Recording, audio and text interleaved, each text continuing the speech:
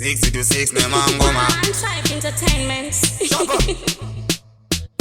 kuti ndiite mari avafare, kuti ndibudirire avafare, kana ndichitambura vanofara, kuona ndichichema vanofara. Do kaunukavava ndichishapa, kaunukavava aiwawo, kaunukavava kanopowa, kaunukavava kanorovesa, kaunukenywako kanosungisa, kaunukenywaka ndekechemero, kaunukenywako kanopowa, kaunukenywako so vanodzura kebo zvakuda kunakidza, vanokubira sipo wainda kunogeza, vanonyika mukadzi wako wainda kunoshava, vanodya chikafu chako wainda kunorima. Saka wantu ndavadhabhura, kana waibata ziva ndakutsiura, kana iri leseni ndavadzidzisa. Saka DJ Shabba ngoma ndovaridzira. Kaunukavava DJ Shabba, kaunukavava aiwawo, kaunukavava kanopowa, kaunukavava kanorovesa, kaunukenywako kanosungisa, kaunukenywaka ndekechemero, kaunukenywako kanopowa, kaunukenywako so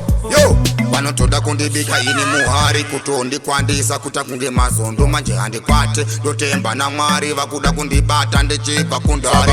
Ndovabvunza kuti munombodei, moyo yakaoma kunge maidei, Shabba vabvunze zvinombobvepi, godo rakazara ririmo mupeki. Kaunukavava DJ Shabba, kaunukavava aiwawo, kaunukavava kanopowa, kaunukavava kanorovesa, kaunukenywako kanosungisa, kaunukenywaka ndekechemero, kaunukenywako kanopowa, kaunukenywako so vanodzura kebo zvakuda kunakidza, vanokubira sipo wainda kunogeza, vanonyika mukadzi wako wainda kunoshava, vanodya chikafu chako wainda kunorima. Saka wantu ndavadhabhura, kana waibata ziva ndakutsiura, kana iri leseni ndavadzidzisa. Saka DJ Shabba ngoma ndovaridzira. Kaunukavava DJ Shabba, kaunukavava aiwawo, kaunukavava kanopowa, kaunukavava kanorovesa, kaunukenywako kanosungisa, kaunukenywaka ndekechemero, kaunukenywako kanopowa,